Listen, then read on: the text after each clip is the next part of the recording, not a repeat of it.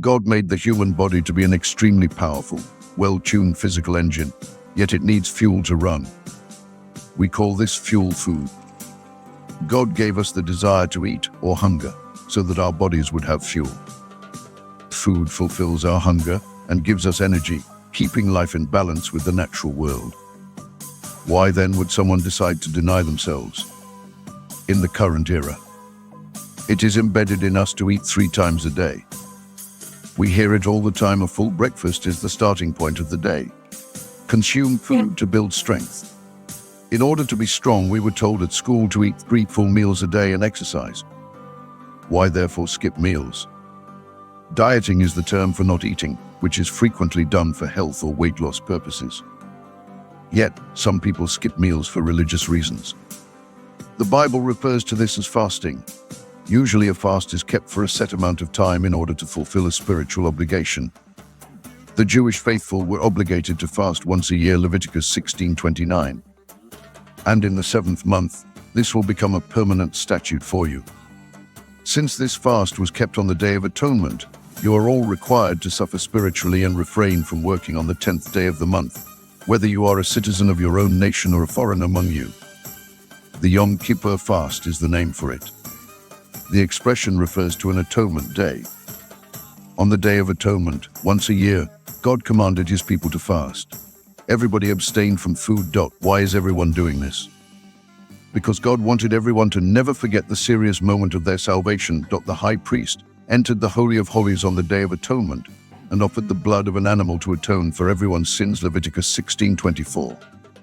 And in the holy place he will wash his flesh with water, put on his clothes, and then go forth and give both his own and the people's burnt offerings, making atonement for both. Because the nation's sins were addressed on the Day of Atonement. To show their support for the high priest, who offered a lamb as a sacrifice to atone for everyone's sins, everyone fasted. When you fast, Jesus taught his disciples, Matthew 6 verses 16-18. The hypocrites mutilate their faces to make themselves appear more serious when you don't look that way. They are fasting from food. They have indeed gotten their full recompense, I assure you.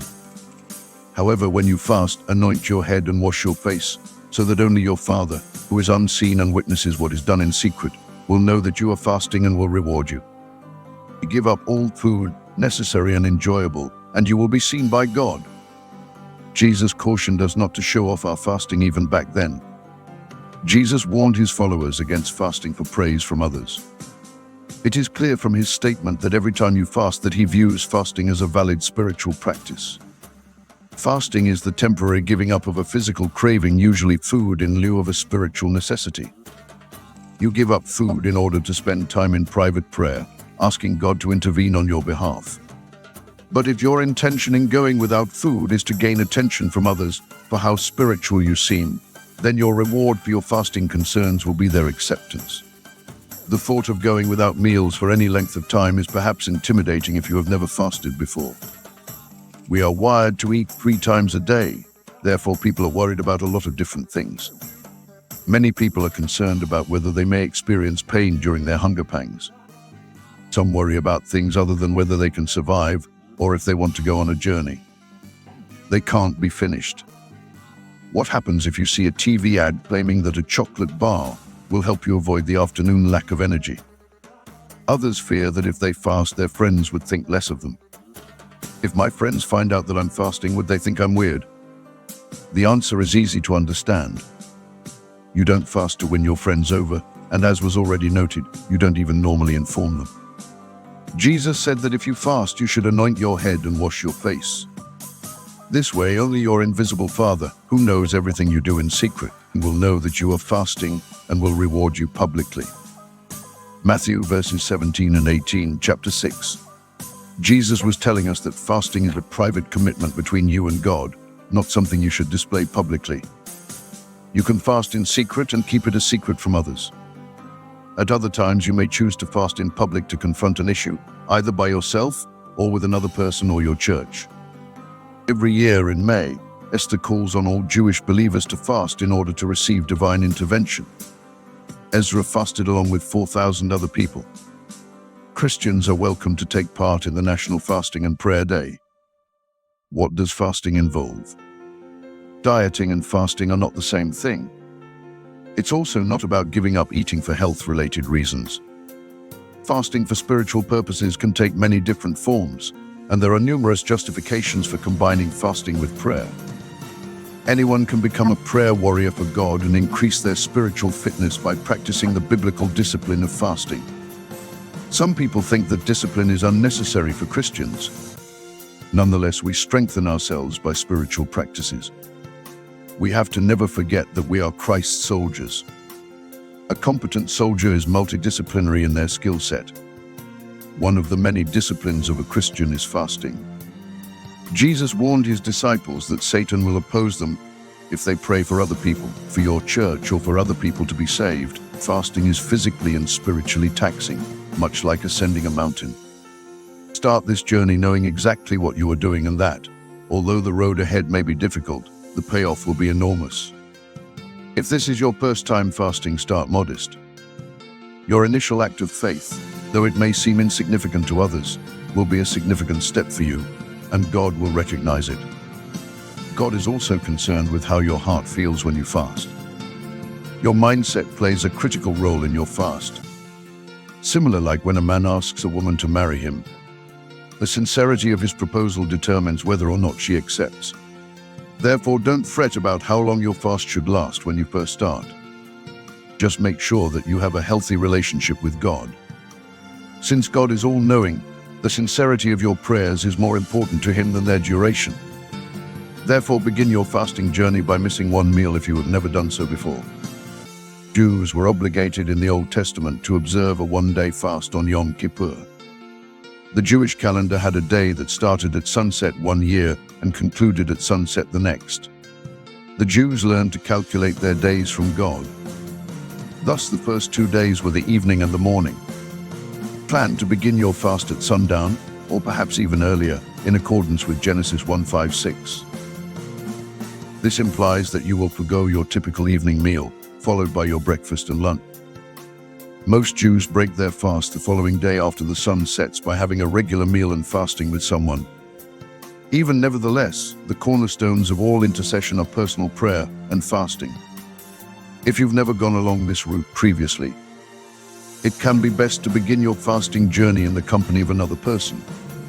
Ask someone to join you in your fast and prayer. If you are fasting for a particular answer to your prayers, there is power in numbers. According to Matthew 18:19, Jesus stated, "I promise you that everything you bind here on earth will also be bound there, and everything you loose here will also be released there."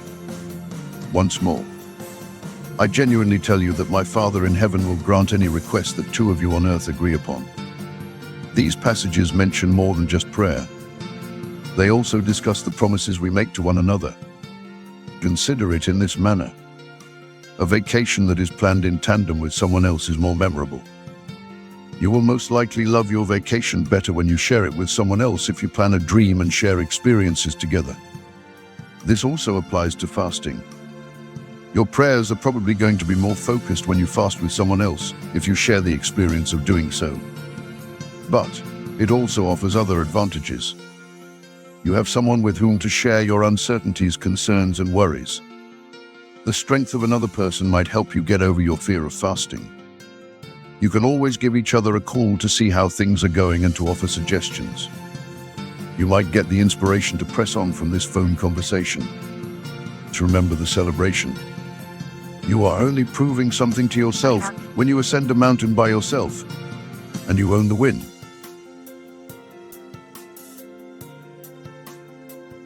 However, you have a large group of people to rejoice with when you climb with others. After you've reached the summit, you give a victory dance, give each other a hug, and head back to tell everyone about it. Together, you may celebrate breaking the fast. The flavor of victory is enhanced by their mere presence together. Fasting with a friend also creates accountability, which is another benefit. You won't feel as tempted to break your fast or have a snack. Perhaps you have previously run or walked for health with a friend if you are aware that they are aware of your fast. If so, you are aware of the ways in which a partner may support your commitment. When circumstances are difficult, you may be strong enough to handle accountability without assistance. but it can be advantageous if you're not partnering with someone who is in the same situation as you. When you're getting ready to fast, dig deep into your heart to find the purpose of your fast. We'll talk about the many justifications for fasting.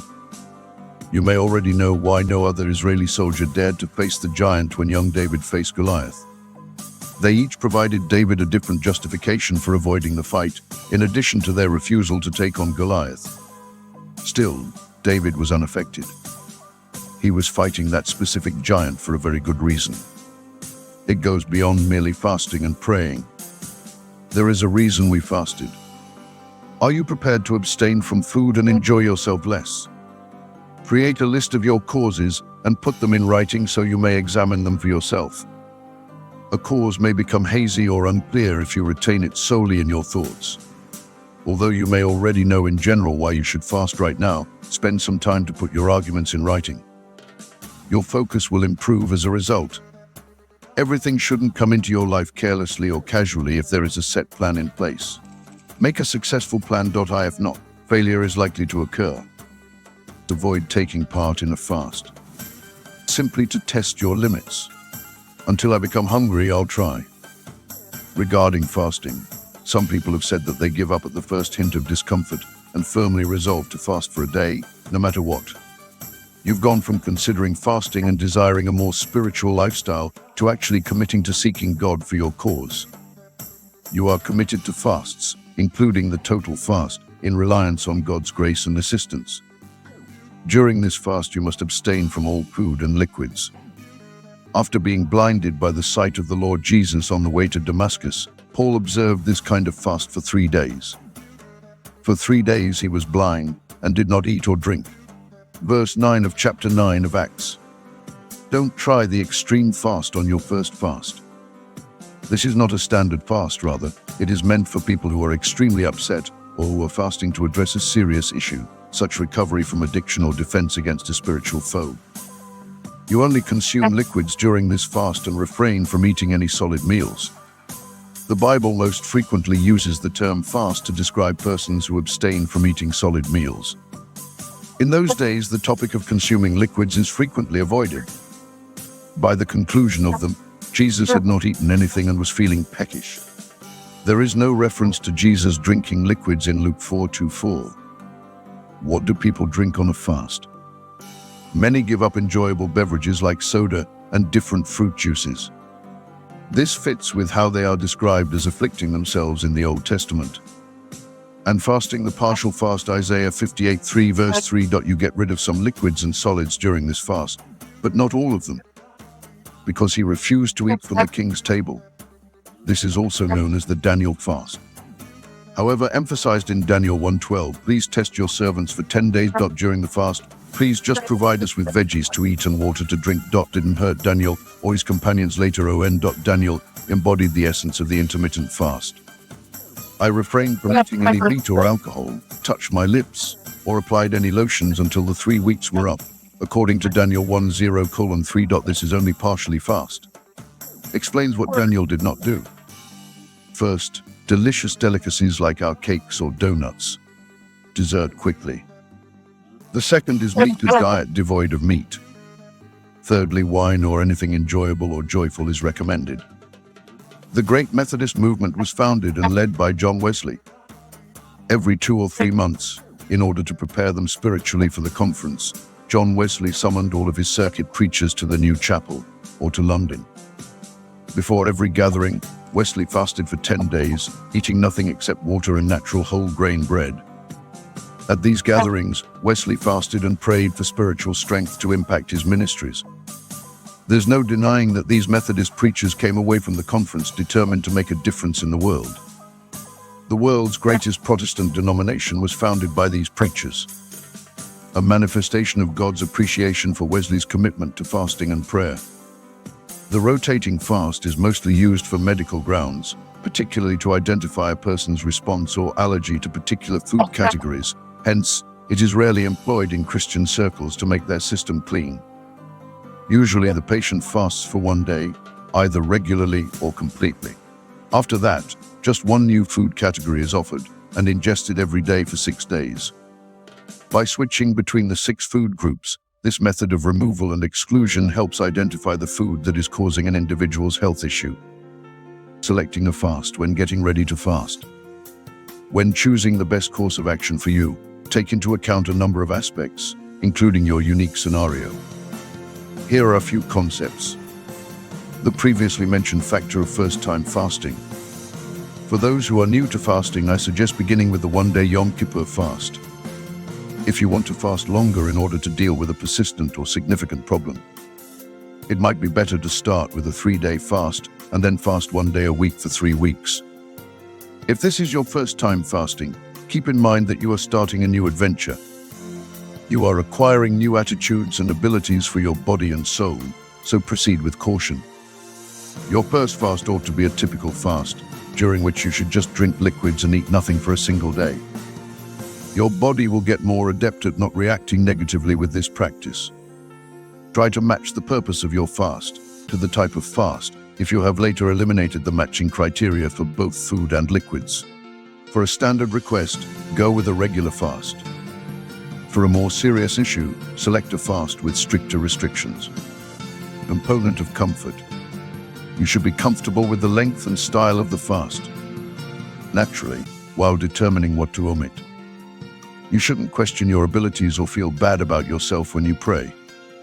Select a fasting method that enables you to feel confident in your choice. It's a factor of timing. Your decision to fast or how long you fast depends on a number of things.